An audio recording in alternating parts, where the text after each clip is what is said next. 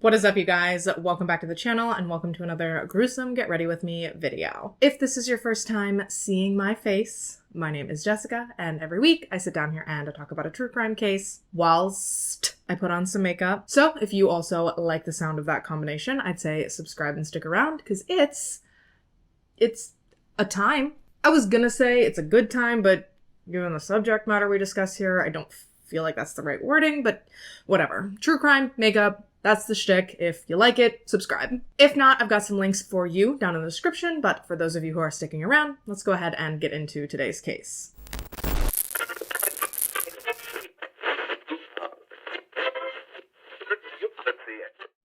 Okay, so today's video, today's case.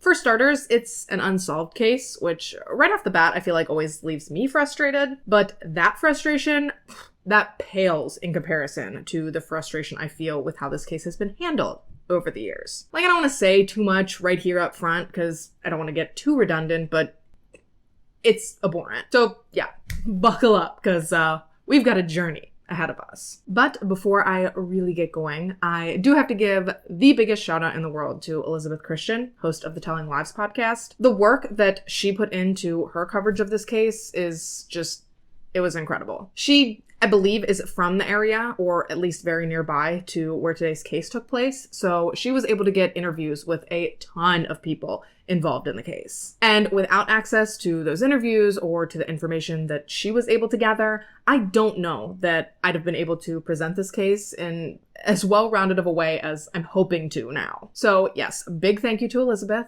If you have further interest in this case, I implore you to go and check out season 1 of the Telling Lives podcast because it exclusively covers Angela's case. So I will obviously make sure to have that link down in the description box. And just one last bit of housekeeping before I get the ball rolling. I wouldn't be covering this case at all if it wasn't for one of you guys. This was a case request, so I do want to thank our requester. You know who you are. They did ask to be left anonymous when they filled out the request form, so I won't be thanking them by name here. Rather, I'll be thanking them for their suggestion by doing some simpler, more neutral makeup today, as per their request. And now, finally, without further ado, all right, so our story today is taking us down south, down to the birthplace of the blues, the birthplace of icons like Elvis Presley, Oprah Winfrey, and Britney Spears, and arguably down to the most fun state to spell. That's right, y'all. Mississippi.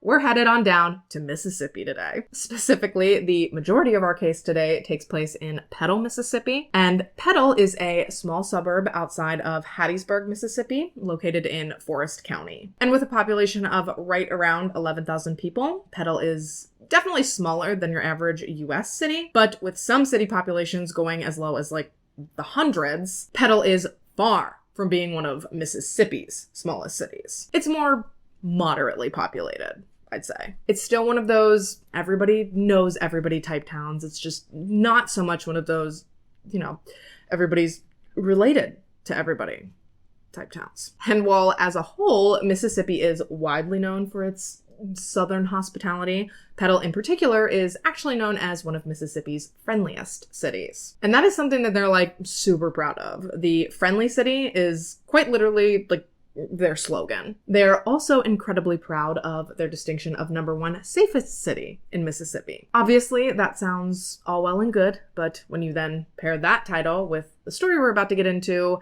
definitely becomes a very ironic juxtaposition, if you will, to grapple with. Angela Lee Freeman was born on January 16th, 1976, technically in Hattiesburg, to her mother, Deborah Freeman. Obviously, though, it takes two to tango. Deborah wasn't Angela's only biological parent. Duh. She was, though, the only one of the two that was actually part of Angela's life. You see, Angela's biological father was actually a significantly older man than Deborah. So while Deborah was only 16 and still in high school in 1975, when she found out she was pregnant, Angela's biological father was a full-grown man who was already married with a family and like a fully established life. So when Deborah did find out she was pregnant, although she knew in her heart that she wanted to carry this pregnancy through and to keep her baby, she also really didn't want to tell this man. She didn't want to be responsible for like demolishing his entire life and his entire family. So she decided to keep the pregnancy from him. She broke off their fling, relationship. I don't really know how serious things were between them, but as soon as she found out she was pregnant, she cut ties and she never looked back. And before anyone is like, oh, she didn't want to ruin his life or his marriage, she shouldn't have been having an affair with the married, shut up. She was 16 years old, a literal child. So if anyone should be judged by their participation in this relationship, it's going to be old boy. He was the adult. He was the one who should have known better. He was the one who had the wife and the family that he was supposed to be being loyal to. I mean, age of consent in Mississippi is 16, so I guess you could say technically this man wasn't doing anything wrong in the eyes of the law, but morally and ethically, bombastic side eye. And for what it's worth, that marriage really doesn't seem like it was built to last anyway, because they did ultimately end up getting divorced regardless, like way before Deborah ever told this man about Angela. Granted, he'd seen her around town after they'd stopped, and he'd heard through the grapevine that she was pregnant, and I mean, 1 + 1 makes 2. He'd always kind of had an idea that the baby could have been his, but he never actually approached her about it, and she never confirmed it with him until Angela was 16. By that point, like I said, he'd already divorced his wife, so there wasn't really anything that Deborah felt that she had to try and protect at this point, but unfortunately, by the time he had concrete clarification that Angela was his daughter, he didn't have really any time to try to act as any sort of real presence in her life, but let me not stray too far off the course of this story. So when Angela was born, given that Deborah was only 16, she was still in high school and she was still living at home with her 4 siblings, 2 parents, grandmother, and her new baby, mind you. So we're talking what?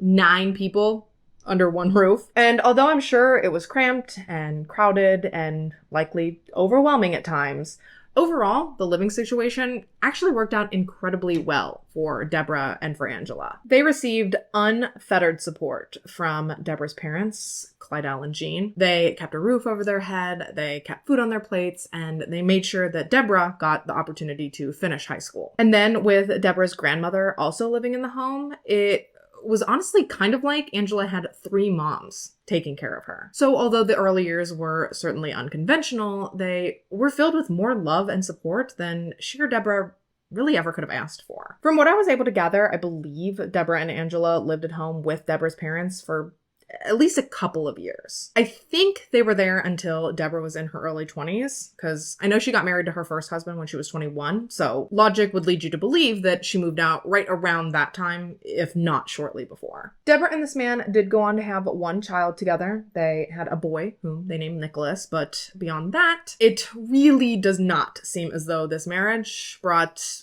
any real or lasting happiness to Deborah and her kids. By Deborah's account, her first husband was a raging alcoholic, and he was incredibly abusive towards her. And while she did try to stick it out for as long as she could, thinking that a unified family was better for the children, ultimately, after a few very tumultuous years, Deborah did decide to file for divorce, and she got her and her children as far away from that horrible man as she possibly could. And then from that point on, Deborah actually stayed single for I think like the next 11 or 12 years. My guess is that after going through so much at the hands of her first husband, she really just wanted to take some time to focus on herself and to focus on her children, which is exactly what she did. She worked as hard as she possibly could for the next decade plus to provide for her children and to see to it that they had the best life that she could possibly give them. And for a while, things in their world really did seem good. Sure, they may not have been living lavishly, but they had what they needed, and overall, they were happy. And Angela and Nicholas were like best friends, which I just think is the sweetest thing ever. Because my sister and I mean, we love each other now, and we're best friends now, but growing up, we wanted to claw each other's eyes out on like a daily basis. But Angela and Nicholas, they were not like that. Even when the two of them would get into like silly little sibling arguments, they would get over them like crazy fast. Angela especially could not stand to be the reason that someone was upset. So if she ever felt like she hurt her brother's feelings or she had gone too far, she would barely even get out of the room before she would be doubling back to apologize and to smooth things over. Angela is always described by those who knew her as a very sweet but very sassy girl. She was a very active little girl, very like a rough and tumble, very into everything. One time she even cartwheeled herself right into the living room coffee table, just splitting her knee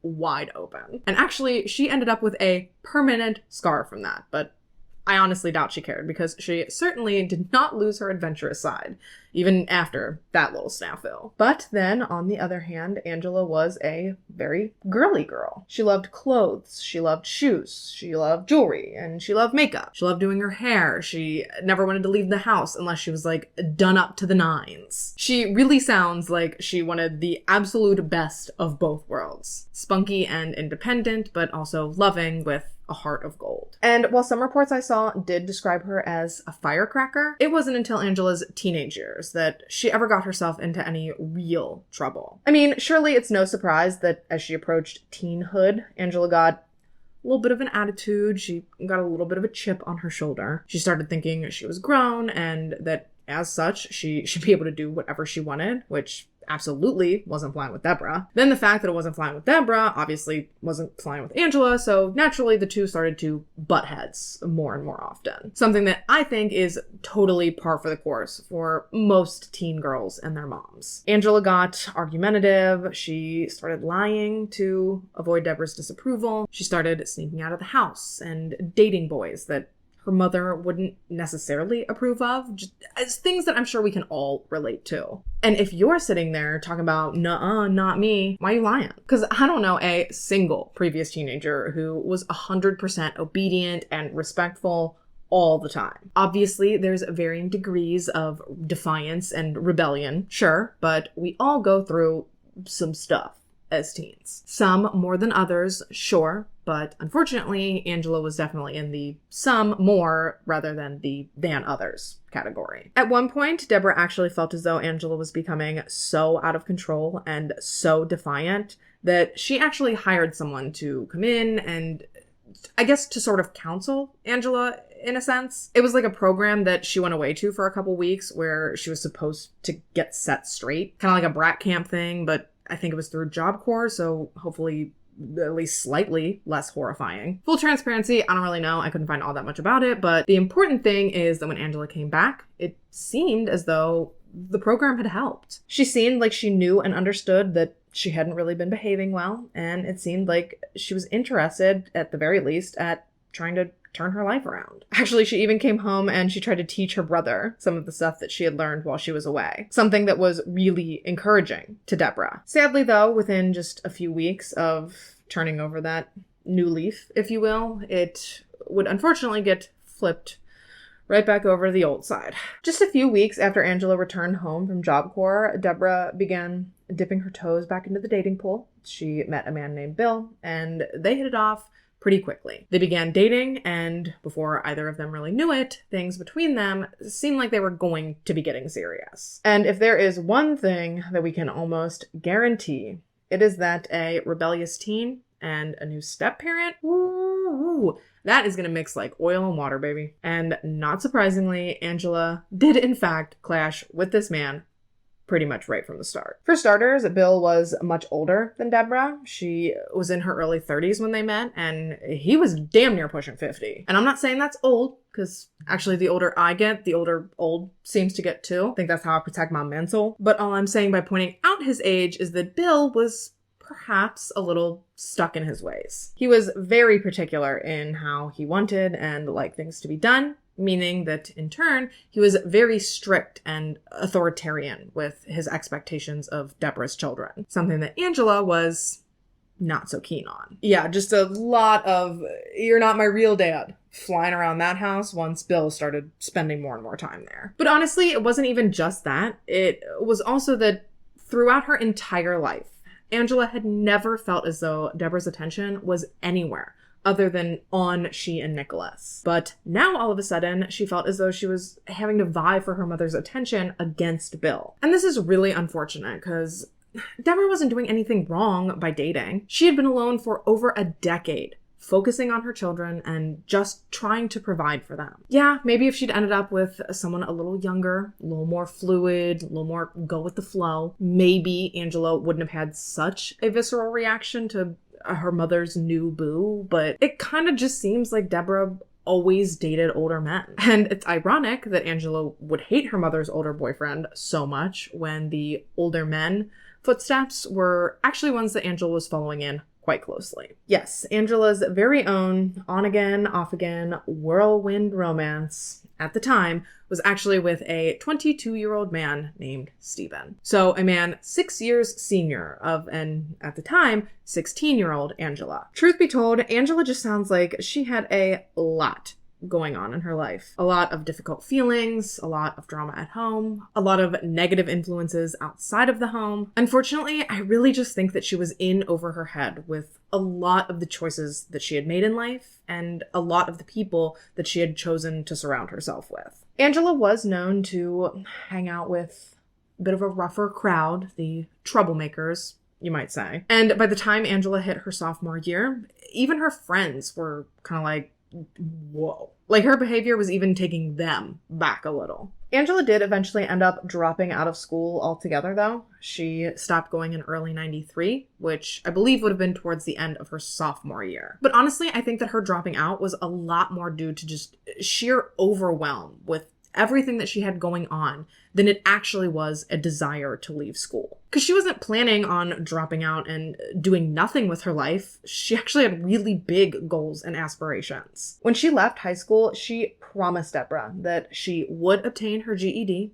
and she told her that her ultimate goal was to work in healthcare. She was interested in either nursing or radiology. Most of what you'll see will say that she was planning on becoming a nurse, so maybe she was leaning more strongly that way, but regardless, she was not planning on just dropping out and doing nothing with her life. She still had plans. And had she been afforded the opportunity, I'm sure she would have achieved exactly what she had set out to. Angela had always been headstrong, and she had also always been a hard worker. She had had a job from pretty much the time she was legally allowed to on, and she was always very responsible when it came to her employment. Actually, when she dropped out of school, she was working at Burger King, and as tensions continued to mount within her home life, Angela actually ended up briefly moving in with a friend of hers from work, a girl named Ruby. However, from my understanding, this arrangement was pretty short-lived, and that was due to the fact that now that she was spending a significant amount of time at Ruby's, Angela and Ruby's boyfriend Larry, they found themselves in a bit of an entanglement. An entanglement? Yes. Now, I don't think Angela ever fully got over Stephen, but the two were very much on again, off again, and at the time that she started staying with Larry and Ruby, she and Stephen were off again.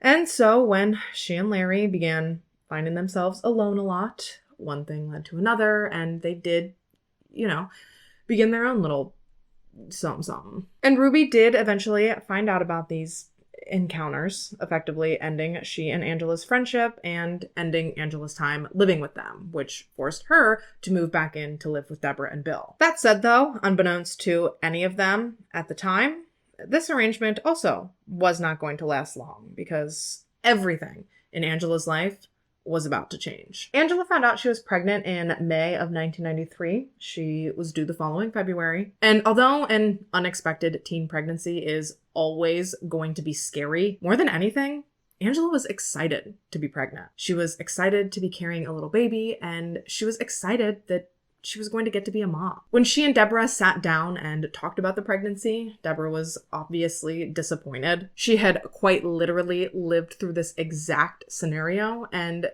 she knew just what a difficult ride Angela was in for. She had always hoped that Angela would go down a different path than she had, but now she's sitting here watching what appeared to be a rerun of her exact life play out right before her very eyes. She wasn't necessarily mad at her daughter. I mean, how could she be? She was just saddened by the fact that her daughter was now going to be facing the very same hurdles that she had faced while she was growing up. But Angela, so self-assured and so determined, she told Deborah that there was nothing to worry about. She loved her baby, she was excited to be a mom, and more than anything, she was proud to be following in her mother's footsteps. She loved Deborah, and she was not shy about the fact that she was happy to be just like her. She even planned to name her baby Christina Lynn, paying homage to her mother, Deborah Lynn, with the sweet little baby's middle name. I mean, for all of the crap that Angela and Deborah went through, you really can tell just how strong their bond was and how much they truly loved each other. And that makes it even more devastating, knowing how this whole thing plays out. Starting with Bill. You see, there had been a little bit of overlap between Larry and Stephen around the time that Angela had likely conceived. So although it could have been either man's child, I think everyone pretty much thought that it was more than likely probably Larry's. And this posed a huge problem for Bill because Larry was black. Stupid.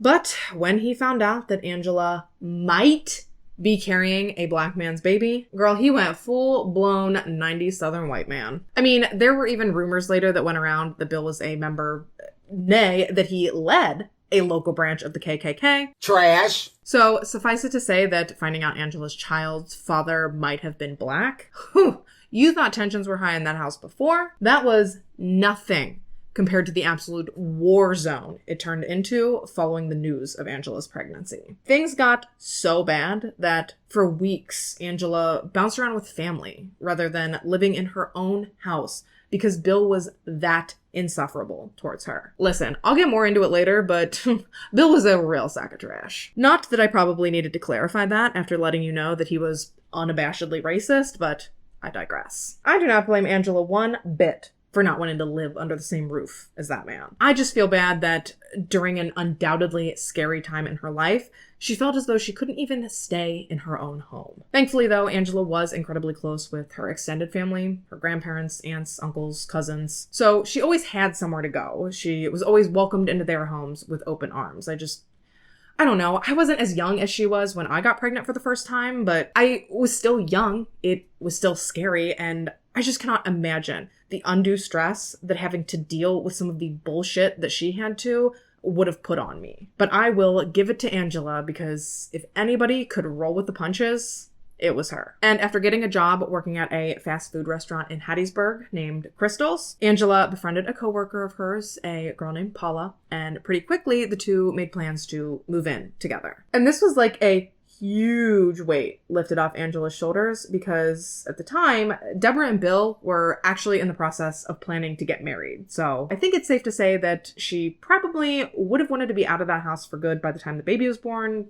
anyway. But now that she had her living situation figured out, she could relax and she could truly focus on just working and saving money and prepping for her baby, which is exactly what she spent the next few weeks doing. She had really settled down from the troubled teen that she'd been in the weeks leading up to her pregnancy. And all in all, she felt as though she was headed down a really good path. Even at Bill and Deborah's wedding on August 28th, 1993, Angela was all smiles. Maybe now that things were settling down, maybe they really could all just be one big happy family. Angela even caught the bouquet at the wedding. Like, truly, to watch the videos of the wedding day, you would never know that in just 2 weeks, everything about the Freemans' lives would completely fall apart. And that, my friends, sadly, brings us to September 1993. Wednesday, September 8th, 1993, started out like any other old regular day at the Freeman household. Angela was still in the process of fully moving in with Paula, so she'd spend a few nights at a time at the apartment before then heading back to Bill and Deborah's briefly, before then just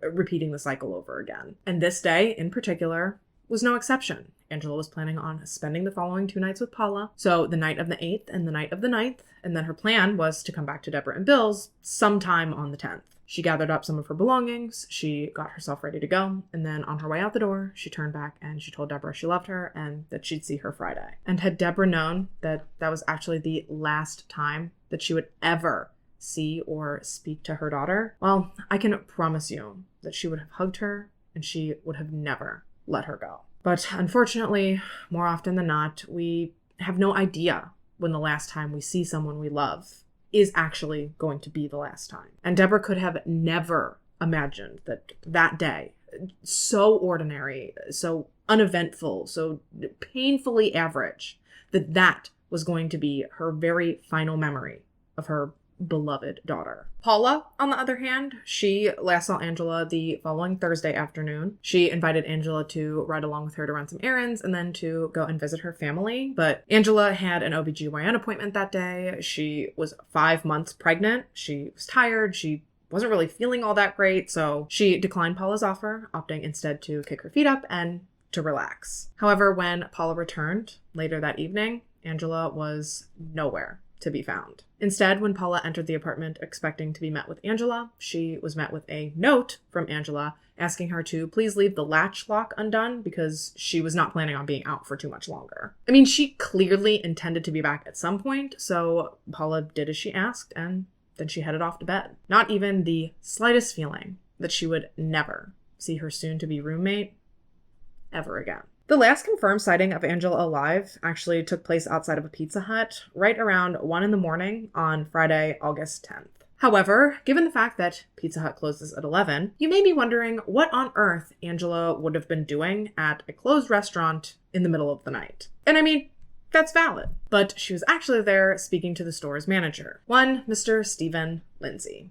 Yep, that's Stephen Lindsay. Angela's old flame, Stephen Lindsay. And actually, according to witnesses, the two weren't just speaking to one another, they were actually arguing with each other. Now, what they were arguing about, only they know for sure, but there are definitely some interesting theories floating around out there, which I'll obviously get into later. But what's important right now is that following Angela leaving Pizza Hut that night, after arguing with Stephen, she was never seen alive ever again. Sadly, though, because of Angela's living situation and because of the fact that she was always coming or going from somewhere, it took close to 12 hours for anyone to actually recognize that she was missing. Ironically, Angela's Uncle Randy did find her car, way before that. He actually passed it on his way to his girlfriend's house just a couple hours after Angela was seen at Pizza Hut. But the problem was where the car was parked. Angela's 1984 gray Honda Accord hatchback sat at the foot of the Moned Bridge. And although he absolutely recognized the car right away as being Angela's, parked by the bridge like that was a frequent place for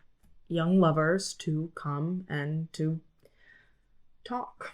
So while seeing the car parked at the bridge might have made Uncle Randy chuckle, might have made him shake his head, it didn't really concern him right away. It was more of like a kids will be kids, type thing. That is until a few hours later when he drove back past that same area again, and much to his surprise, Angela's car, it hadn't moved. And at this point, he immediately felt as though something was wrong. He pulled over, he put his hand on the hood to see whether it was warm or not, see if the car had been driven recently at all, and much to his dismay, the engine was ice cold. This meant that Angela's car had been sitting there in that exact spot for all these hours. And even more alarmingly, the driver's and passenger side front doors were left open, and one of the back doors was shut with grass in it. The grass by the bridge was really long, and it looked like one of the back doors had been open and then shut, and the grass had gotten trapped in the closed. Does that make sense? Either way, after pulling over and checking out the scene a little closer, Randy did not have a good feeling. Therefore, he immediately began trying to contact Deborah to see if by chance she had any idea what on earth was going on. Frustratingly, though, she was at work that morning, so it took him hours to get through to her and to finally get a hold of her. And remember, before speaking to Randy, Deborah had absolutely no reason to think that anything could or would be wrong with Angela. She hadn't been planning to see her until later that afternoon, so she was just working, going through her normal routine, not a care in the world. It wasn't until Nicholas got home from school and he was able to answer the phone and then pass Uncle Randy's message along to Deborah that she had any inkling that anything could be going on with her daughter. As soon as she heard from Randy, though, Mama Bear jumped into action. She immediately started calling anyone and everyone she could possibly think of, hoping that by some miracle, she would be able to quickly track Angela down. She called Angela's friends, members of their family, Jean and Clydell, Angela's grandparents. She even called Stephen, hoping that maybe Angela was with him, but no matter who she called or where she looked, she could not find a single clue as to where her daughter might have been. And so, frantic and feeling as though she had exhausted all other possible options, Deborah finally contacted police and she informed them of her situation. But before we get into that, I'm going to take my break, throw on my lashes, and when we get back, the investigation into what happened to Angela begins. Kinda. Don't go nowhere. All right, so we're back, and yes, we did switch from claw clip to this dumbass headband, but nevertheless, we're back, and just before our break, we were about to get into the investigation portion of this story. But before I do start going over everything that happened with the investigation and everything that took place in the wake of Angela's disappearance, let me just preface it by saying that it might get a little bit confusing once we start talking about all the people who did work on her case, because her car was found in a different jurisdiction than the one she lived in, and then both those jurisdictions needed help from higher up jurisdictions, so pretty quickly this case became multi-jurisdictional, and by the peak of the investigation, we're talking city, state, and county agencies all with their hands in the mix. Perry County, Forest County, Petal, Hattiesburg. At one point or another, they all played a part in trying to track down Angela. And while in theory, that sounds great, who wouldn't want that many agencies, or more even,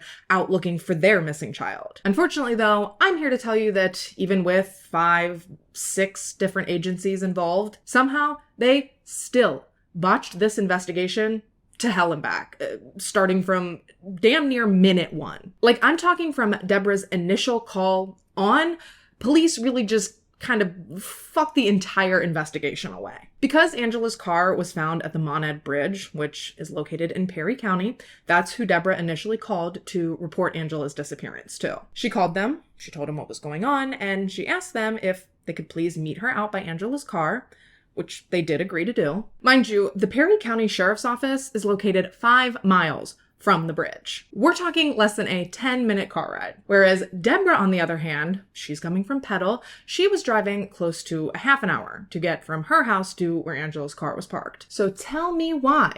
Not only did Deborah beat the police to the bridge and to the car, but she also had to sit there for an additional 30 minutes before she had to then call the police again to actually get them to come out. Yeah, I told you, we're not off to a very good start. It is very clear throughout the rest of the story that this investigation was not considered a priority by any of the agencies involved until it was way too late. And sadly, once they did finally show up to the scene, they were about as nonchalant as one could possibly be. They didn't cordon off a crime scene, they didn't secure Angela's vehicle, nothing. There was not a single member of law enforcement on the scene that day that felt as though this missing, pregnant teenage girl was a matter of importance at all. They clearly did not view this scene as a crime scene, obviously, but that's because they basically refused to believe that a crime of any sort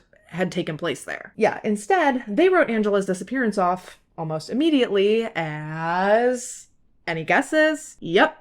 A runaway case. She's not a missing person, she's a runaway, which, in my opinion, is a stupid distinction. And don't worry, I'm not gonna do it. I'm not gonna get up on my soapbox this time. I've put you all through that enough. You all know where I stand. If anyone out there does want to hear my full runaway tangent, feel free to check out my videos on Carly Gousset, Charlene Downs. I think I go over it in my Nicole Vandenherk video as well. Like I said, I've forced it down y'all's throats enough. I mean, if by chance you're new and you haven't had to listen to me go on this rant thousands of times in the past, the abridged version is that I think that not searching for a runaway child is stupid. Because whether they left on their own or not, they're still children. They are still too young to be out in the world alone, and they are still vulnerable and in danger. Either way. I think if a child is missing, they're missing, and it is our job as adults, especially law enforcement, to take that seriously and to do all that we can to track them down and to ensure their safety. But, not the agencies in this story.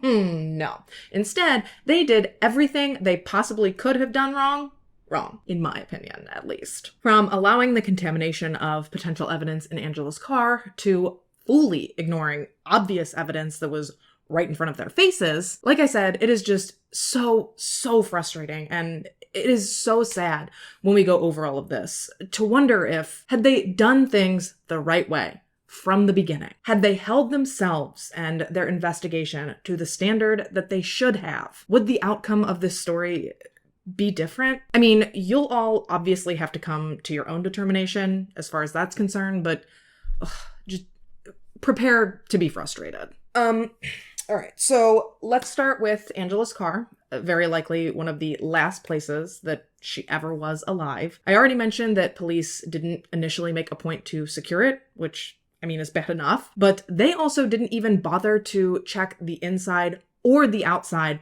for evidence of any kind. They just shut the doors and told Deborah that she could drive it home whenever she wanted to. And yes, I know what you're thinking. Jessica, what about potential evidence? But don't worry, because the sheriff gave her a handkerchief to cover the manual lever with while she drove it home to prevent her from disturbing anything too much. Yeah. What? Ooh, and if you guys think that that's bad, strap in for this next thing. So as word spread through the Freeman family that Angela was missing and that her car had been found abandoned, people started coming out to support Deborah and to see if there was anything they could do to help. Yes, very sweet in theory, but in this instance, it wasn't great, considering that police had decided not to block off any sort of area for evidence preservation. Nevertheless, though, one of the people who came out to see Deborah and to see if potentially there was anything they could do to help, if there was anything she needed, was her brother, Roger, Angela's other uncle, Deborah's oldest younger brother. Now, at the time, he worked at a nearby airport. However, he had also just recently wrapped up his own time in the police academy. So while he hadn't actually gotten a job in the field yet, one could say that procedures and protocols and like by the book stuff like that stuff was probably fresher in his head than it was in a lot of the seasoned officers' heads. Don't get me wrong, he wasn't like getting in the way or trying to act like he had authority that he didn't or anything like that. He was just probably looking at things through a different lens than a lot of the other people who'd shown up there that day to support Deborah. So when he saw a large puddle of what appeared to be blood, not being supervised or protected in any way, it should go without saying that this rubbed him the wrong way. For starters, it's sloppy, irresponsible police work. I don't really think that necessarily needs clarification. But this was also sloppy, irresponsible police work in the investigation of the disappearance of his niece, a member of his family, someone he was very close to. So he calls one of the cops over and he's like, what up with this like very obvious puddle of blood, my guy? To which the cop responded, oh, that's not blood, it's just transmission fluid. And then he just waltzed on by. Like, it boggles the mind. They were so sure of themselves that Angela had run away voluntarily, that even a puddle of suspicious, viscous liquid in proximity to their missing girl's car couldn't even give them a moment of pause. Ooh, and then, get this. Forest County Search and Rescue offered to send out their resources to perform an extensive ground search within hours of Deborah's initial report, but Perry County declined. Mississippi State Crime Lab offered up their assistance as well. Perry County declined. Deborah asked about search dogs. Perry County said it wasn't necessary. They refused to bring out divers to search the nearby river. Truly, when I tell you that these good old boys were very much under the unflappable impression that there was just nothing to see here, I could not mean it more. Ooh, and then there's my favorite line. This is just the case of a girl who lost her car. What? Baby, the car ain't lost. The girl is. What are you talking about? Now, I know I've said the phrase profit over people before. It's a concept that really irks me. Like the fact that police will skimp out on an investigation in order to try and save money. But these agencies were offering auxiliary support to help find this missing girl at no cost to the department. And they were just like, nah. What are you doing? And devastatingly, it would take days for them to try and correct their mistakes. And by that point, there's no telling what could have been lost to those wasted days. Once everything was wrapped up at the Brunette Bridge for the night and everyone started to clear out, police instructed Deborah to let them know when Angela turned back up. They handed her that goddamn handkerchief and they just sent her on her way. I should point out here that not a single person who knew Angela directly believed for even a second that she had run away on her own volition. Not only was Angela terrified of the dark and terrified of that bridge, but Angela's car was her absolute pride and joy. She took great care of it. She never once missed one of her monthly payments. I can't stress enough that the idea that she would abandon it and choose to run off on foot rather than in this beloved vehicle of hers, it did not ring plausible. Not to mention that she also didn't appear to have taken any of her personal belongings with her. Nothing other than the clothes on her back, which,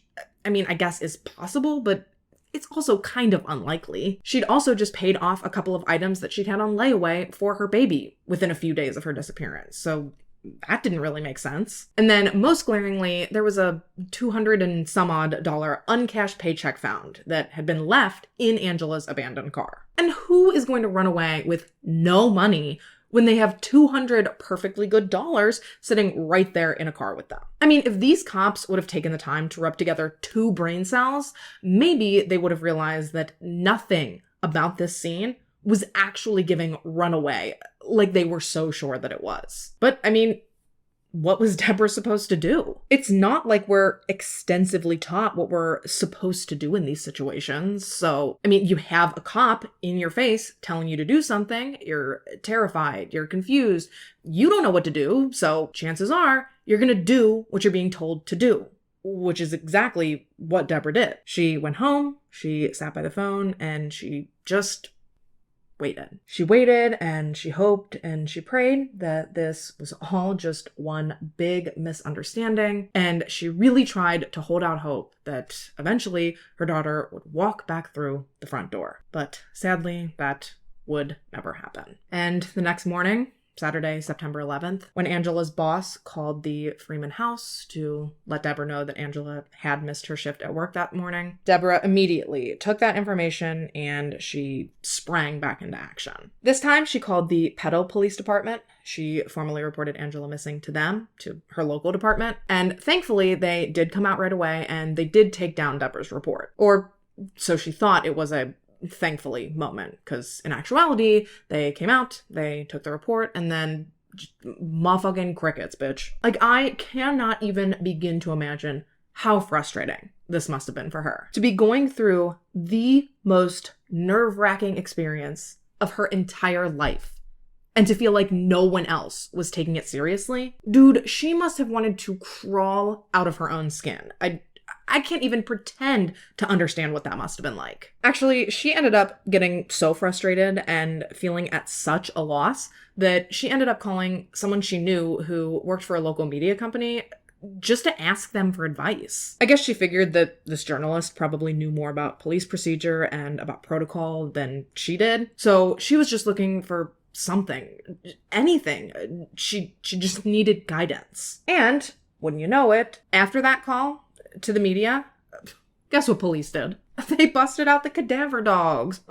Go figure. I think this was maybe 3 days after this whole thing had started. They brought the dogs out to the Brunette Bridge, and I'm sure you'll be shocked to learn that they made a beeline straight for the transmission fluid. You remember the blood that was actually transmission fluid, according to police? Yeah, turns out it really was blood that was actually blood. Angela's blood, as testing would later determine. The dogs also helped police to discover Angela's scattered shoes, also covered in blood, as well as a napkin that appeared to be stained with Angela's makeup. And then this too was later determined by DNA to have definitely been hers. They also alerted at the edge of the nearby river, leading to speculation that perhaps someone had entered the water at the spot that they indicated at. Basically, the dogs came in and did a million times more beneficial work 3 days later than police had done cumulatively over those preceding 3 days. We really don't deserve dogs, man. They're too good for us. It was only after the dogs came through and basically did all of the investigating for police, that they finally started leaning more towards a probable homicide rather than a probable runaway. And what's crazy is that even after the day with the dogs at the bridge, police still didn't think, like, hey, maybe we should give the car another once-over. They didn't make any attempts to process Angela's car for evidence until 5 days after it was discovered, when Bill and Deborah called them and told them that they'd found blood on it. Angela's car was a hatchback, so the blood was on, like, the back area. I guess the hatch. The little door that you open to get to the cargo area, it was on that. And then I guess it had also migrated down inside of one of the taillights. And it was only after Bill had made that discovery and Deborah and he had called the police did they think that it would be important to actually go out and to look through the car. They did ultimately end up popping out the taillight and taking that in as evidence, as well as an unspent bullet that they found in one of the cup holders. They were also able to find 2 unidentified fingerprints, as well as an unidentified hair inside of the vehicle. And from my understanding, one of these fingerprints police clocked like right away. Well, right away on the 5th day when they finally searched the car. And this fingerprint, although found the earliest, was never able to be matched to anyone. And then the second fingerprint, a bloody fingerprint, that one wasn't found until years later on some papers that had been in Angela's car at the time of her disappearance. But frustratingly, that print was also never able to be matched to anyone. Also incredibly frustrating, they did end up searching the water, the river near the bridge, but by the time they did, they didn't come up with anything. So by now, I assume you understand what I mean when I say that this case was wildly mishandled right from the very beginning. So much so that at one point, the family actually attempted to call the Mississippi Attorney General and ask them to take over the case, but unfortunately, their request was rejected. And there have been a lot of rumblings as to why this case may have been botched so badly. Rumors of corruption and cover-ups in the departments, rumors of conflicts of interests, people in the department maybe knowing and trying to protect whomever's responsible. But on the other hand, then there's also talks of it all just being a slew of procedural errors made to inadequate training. And because there are so many agencies involved in this case, because it was so heavily multi-jurisdictional, instinctually, I want to lean more towards the latter, that these are just some small town cops operating in and around the nicest and safest city in Mississippi, completely unprepared for how to handle a case like this one. But there is also a very popular saying among locals that if you want to kill someone, do it in Perry County. So, I mean, that's disconcerting. And to be honest, I wouldn't put anything past small town cops at this point, so I guess who's really to say? Obviously, police deny that any sort of corruption or cover-up is to blame for how Angela's case has been handled. Actually, they totally stand by their actions, arguing that even if they had done things differently, it still wouldn't have changed the outcome as far as what had happened to Angela. And I'm sorry, but is that just like wildly insensitive to say? It is in my opinion, but maybe I'm overly sensitive. But then even playing devil's advocate, even admitting that like, yeah, that probably is true. Still, had they handled the case properly, it sure as hell could have changed the outcome as far as where her killer is now. Had they handled the case properly and taken it seriously, that 1,000,000% could have made the difference between the case being solved and it sitting on a cold case shelf for 30 years. In my opinion, I think they know they fucked up, and the whole, like, who cares, it wouldn't have changed what happened to her thing is just like a massive cop-out. I don't know, I hate multi-jurisdictional cases like this one. Ones that turn into these, like, unproductive-ass dick-swinging contests that always end up hurting the family rather than doing any real good. Maybe if they'd swallowed their pride and accepted the massive amounts of help they were offered when they were offered it, rather than days later. I mean, who knows what the outcome of the investigation could have been? Actually, we can very easily speculate how it could have turned out had it been handled right. And that is thanks to a case that took place right at the very same bridge less than 2 years after Angela disappeared. The Monad Bridge murders, the murders of William Hatchard and Robbie Bond, they took place in 1995. And because police actually handled the case as if it was something from the get-go, wouldn't you know it, they were able to solve it and bring the perpetrators to justice within, like, a week. Can you imagine the massive slap in the face that must have felt like to Angela's family? Because I can't. The only I don't want to call it a silver lining because that feels insensitive to William and Robbie, but regarding Angela's case, their case did help to bring her case back to front page news, at least for a while. And some people even wondered if maybe the boys responsible for the Brunette murders were also responsible for what had happened to Angela. But after numerous interviews and hours of questioning, those boys have always maintained that they had absolutely nothing to do with Angela's disappearance. So I guess that's that on that. Christ, with all the horrible shit that's happened on or around or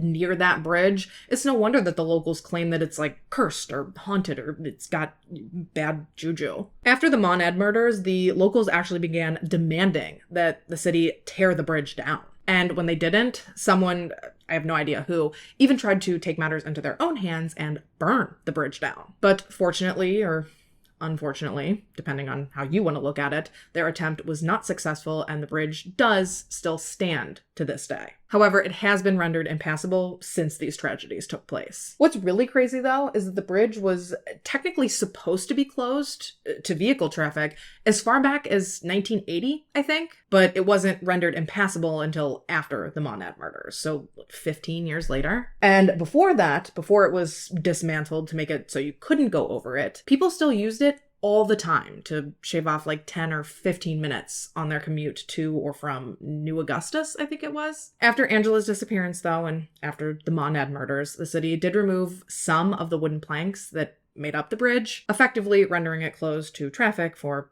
the foreseeable future. In the wake of Angela's disappearance, there have been, I guess, 3 main theories that have gone around as to who is responsible for her disappearance and her probable murder. Well, I guess it's actually 4, because unless the case gets solved, I guess we can never really write off the idea that she was killed by somebody completely random. But as far as theories surrounding people who knew her being responsible for her disappearance, yeah, there's 3 of those. Larry, Stephen, and Bill. Let's start with Bill. Obviously, Bill and Deborah were questioned following Angela's disappearance. I mean, they're always going to question those closest to a victim in any case. But what really strikes people about Bill in particular is that he had actually taken out a life insurance policy on Angela. And mind you, this was done within the very short 2-week window of overlap between when Deborah and Bill got married, but before Angela disappeared. However, he did not take out a policy on Nicholas, which admittedly at first does come across as, a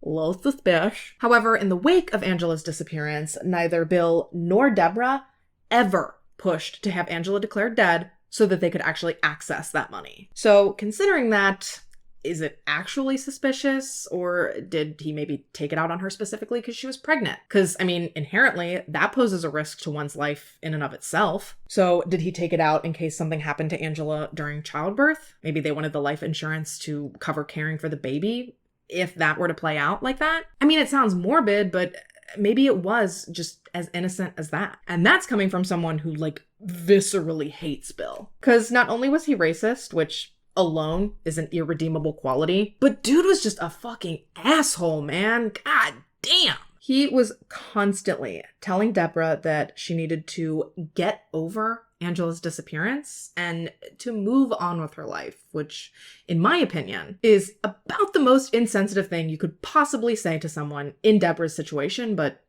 what do I know? What I can tell you, though, is that not surprisingly, after years of receiving little to no empathy from her husband while going through one of the most traumatic things a person can possibly go through, Deborah got fed up. She began to resent and basically to hate Bill, rightfully so, right up until they divorced sometime around, I think, 2004, 2005. But even still, no matter how mean Deborah thinks Bill is, I don't think that she thinks that he's to blame for Angela's disappearance. And police have also looked into him extensively, and they don't think that there's any validity to the suspicion surrounding him either. So what about Larry? Well, Deborah also doesn't personally believe that he is to blame either. Actually, in the wake of losing Angela, Larry has gone out of his way to be kind to Deborah and to assure her that he had nothing to do with whatever happened to Angela. Something that she cannot say about Stephen, but we'll get to the theories surrounding him in a minute. But essentially the theory around Larry is that he got rid of Angela because he did not want the responsibility of fathering her baby. Well, the potential responsibility, because obviously we know that he was technically still with Ruby when Angela was impregnated. So rumor is that in order to save his relationship with Ruby, he removed Angela from the equation. And something that I do personally find interesting, I guess we'll say, regarding this theory is that Ruby and Larry actually got married the day Angela was discovered to be missing. So I would love to know how far in advance that had been planned. Because if it was a spur of the moment thing, then to me at least, it definitely doesn't look awesome. Because we all know that if you're married, you have no legal obligation to testify against or to incriminate your spouse. Not that I'm saying that's definitely what happened here. I'm just saying it's, food for thought. Supposedly, following Angela's disappearance, friends of hers started to come forward, claiming that in the weeks before she vanished, Angela had alluded to or even flat out told them that she felt as though she was in danger and that she was scared for her life. And a sister of one of Angela's friends also claims that sometime after Angela went missing, she overheard a group of people who knew Angela talking about how Larry had killed her and he had buried her in Glendale. And coincidentally, Ruby and Larry did live in Glendale for a while in the years after Angela disappeared, but at least to my knowledge, they didn't have any ties to any property in that area at the actual time that Angela is believed to have been killed. And actually, that is a great segue into Steven, because it's alleged that her fear of Larry and Ruby is what Angela was arguing with him about outside of that Pizza Hut the morning that she disappeared. We know they were broken up at this point, but Angela was apparently begging Steven to help her and telling him how scared she was, but unfortunately, as the story goes, he evidently really could not have cared any less. Apparently, he'd moved on and he was dating a new nice girl that he worked with, and he was trying to distance himself from Angela and the alleged drama that she brought into his life. So that's the theory as to why maybe he's the one who killed her. Maybe he felt as though he couldn't shake her, and so therefore he felt as though she was threatening the life that he was trying to build for himself. Personally, I also get the vibe that Steven is who the family thinks is responsible. For starters, he barely spoke to the Freemans following Angela's disappearance. He didn't reach out. He didn't ask if there was anything he could do to help. He didn't show up for searches. Just nothing. Radio silence. And in the years following, Deborah feels as though Steven has done everything he possibly can to avoid her and to keep from having to speak to her. And unlike Larry, he has also supposedly never made a point to try and assure her that he's not responsible for whatever happened to Angela. Oh, and before we get into what I think happened, another weird thing that Steven did, and this is according to Angela's Aunt Vicky, allegedly the morning of the day that Angela would go on to be reported missing, so early AF on September 10th, 1993, Steven, whom, if you'll remember, closed down Pizza Hut the night before and was there until at least 1 a.m. He was up at the ass crack of dawn then, making sure to stop into the diner that Vicky worked at. And he wasn't just there, according to Vicky. He was desperately trying to carry on a conversation with her while she was up to her freaking eyeballs in the breakfast rush. So, not the ideal time to be trying to talk to someone. And Vicky was really confused about this whole interaction as well, right up until police called her looking to verify that Steven had in fact been at the diner that morning. So now in hindsight, Vicky wonders if Steven was trying to use her to manufacture an alibi of sorts, but obviously this is still all just speculation. As for what I personally believe happened to Angela, I think that she was 100% murdered that night after she left Pizza Hut. And while, sure, there is every possibility in the world that she met foul play at the hands of a stranger, statistically speaking, I think it is much more likely that she met her fate at the hands of someone she knew. I think someone asked Angela to meet them at that bridge, because if she was killed by someone random, that would have meant that she was on the bridge on her own for whatever reason, and I just don't think that she would have been. I don't think that's something that she would have done. I do not think that she would have gone there alone, nor do I think that she would have been the one to request meeting at that specific location. Not only had she explicitly told her friends that she hated that bridge and that she never wanted to go back there, but she was also afraid of the dark. She was afraid of the rumors that the bridge was haunted. She was afraid of horror movies, for Christ's sake. So personally, I cannot fathom a world where she would have voluntarily walked into the setup of her own horror movie unless it was at the behest of someone she knew. I think someone asked her to meet them there. I think she got out of the car. I think she was accosted and attacked at the trunk area. At one point, she was probably even pressed up against her own car, hence the blood on the hatchback. And then I think she was dragged through the woods, probably losing her shoes in the process, and then I think she was thrown in the river. Personally, I think that her body was likely still at or near the river when she was very first reported missing. However, because police didn't take her disappearance seriously and they didn't actually do a full ground search for her until much later, I think either her body was carried away by the river, maybe it was carried away by animals. I mean, shit, there is no way for us to say for sure that whomever was responsible for her death didn't come back and move her when they found out that people were looking for her. Because police didn't do their jobs, we just don't know. I mean, I know what I think happened, as in who I think is actually responsible, but I'm sorry, I'm not going to be naming names here today. I know that's probably incredibly annoying, but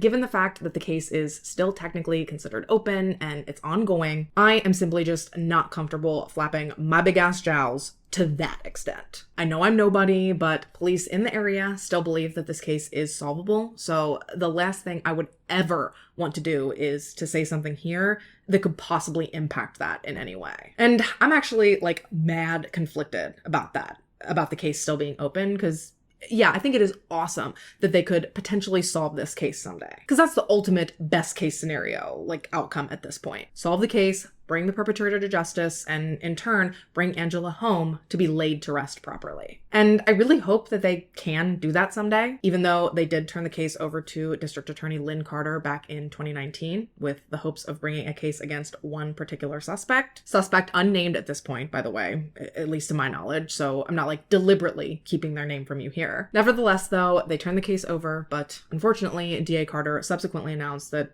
there just was not enough evidence to move forward with the case. So without someone coming forward with some very intimate knowledge that they know, or someone coming forward with a full-blown confession, how solvable is this, really? At this point, is it better to temporarily close the case so that more info can be released publicly? Lord knows internet sleuths have solved seemingly impossible cases before, so could this possibly be one of them, if given the opportunity? I'm not saying it's the right thing to do. I'm just thinking out loud here at this point. I don't know, but what do you think? I think whoever has the case now has a real uphill battle in front of them if they truly are actively working on it, because I really can't think of another case off the top of my head right now that was handled so poorly right from the start. Just the nonchalance and the lack of interest and the piss poor collection and handling and storage of all of the evidence.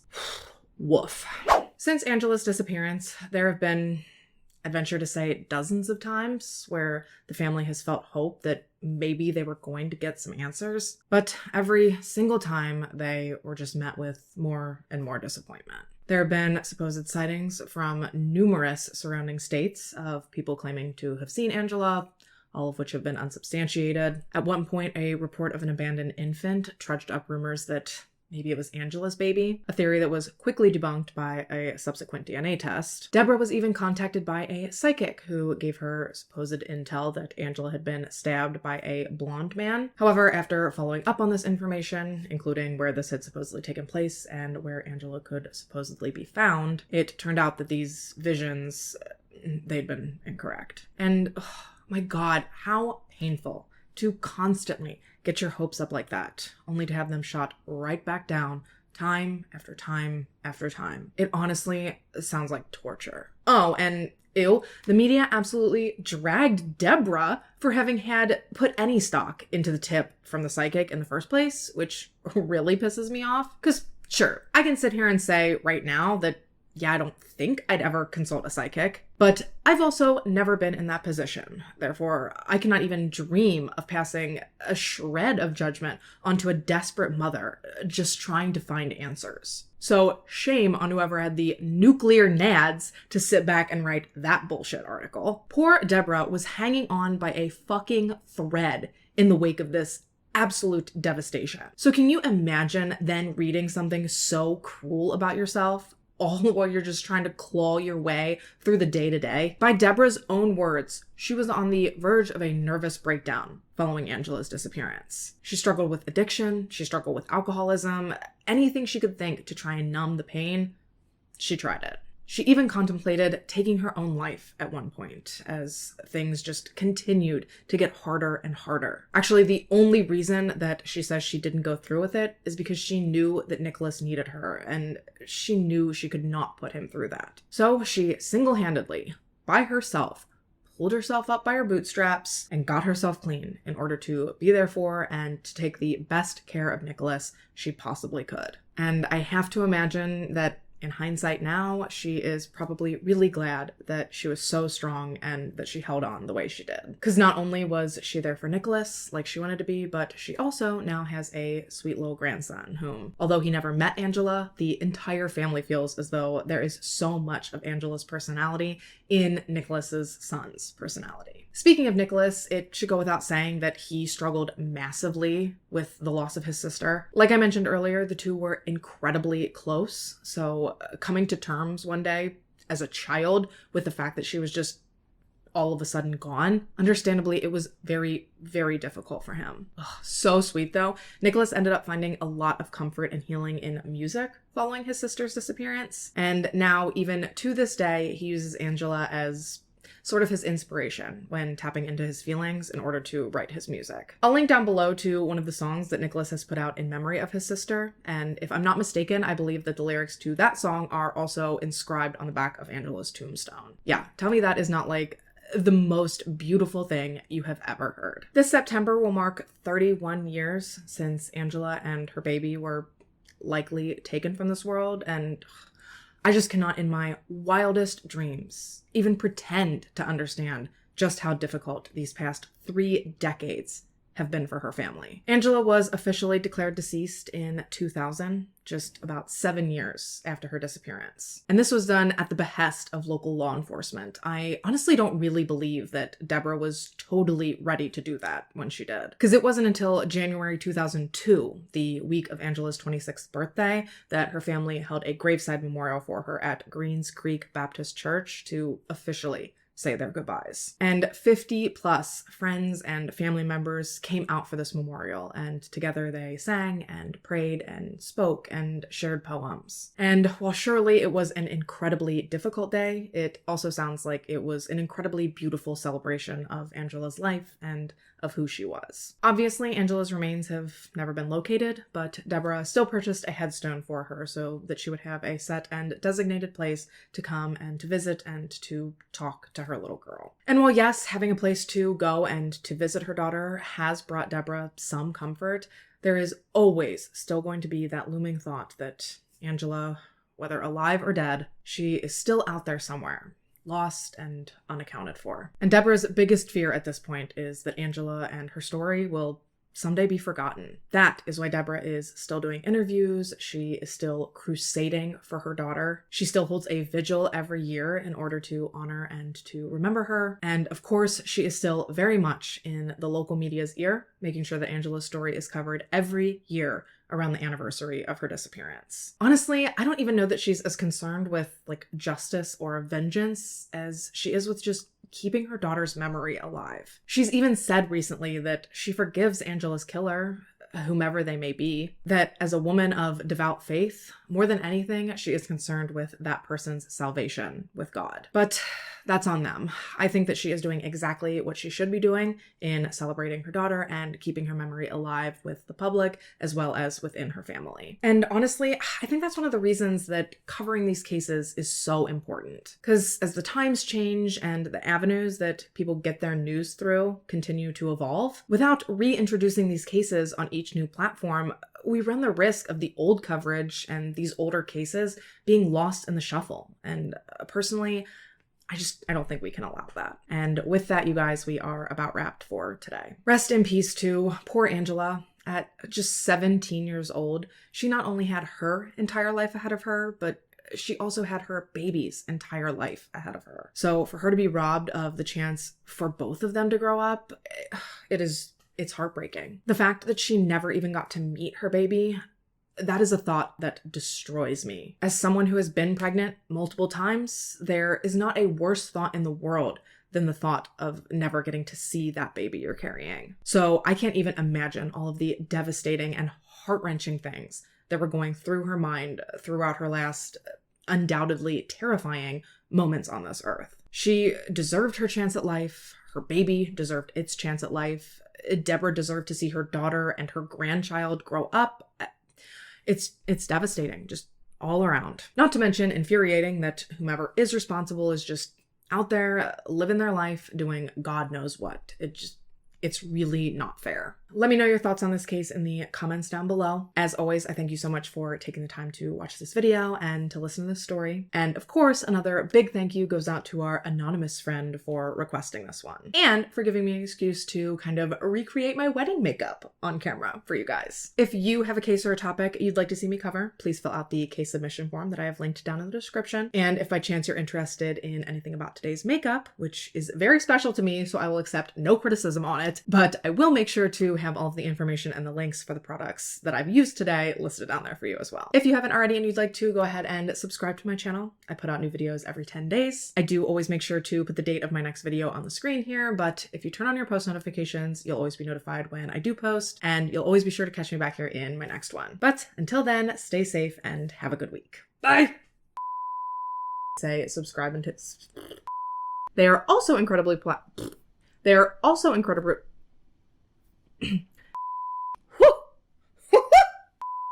Oh my god, I need a fucking nap already. I'm not doing well today. On again, off again, whirlwind. Ugh. Will say that she was to briefly move. Ugh. Angela actually decided to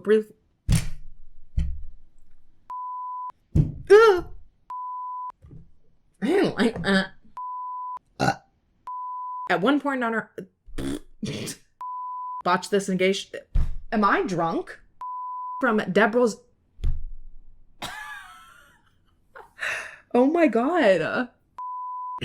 Oh my goodness. Please don't rip my eyelash off. I just don't have that in me, man. Oh. City in Missouri. Nope. And mind you, this was in I'm not okay.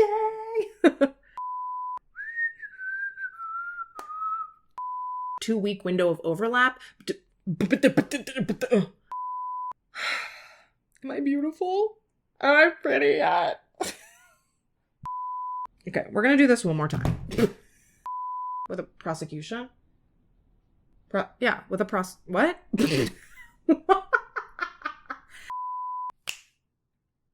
We did it.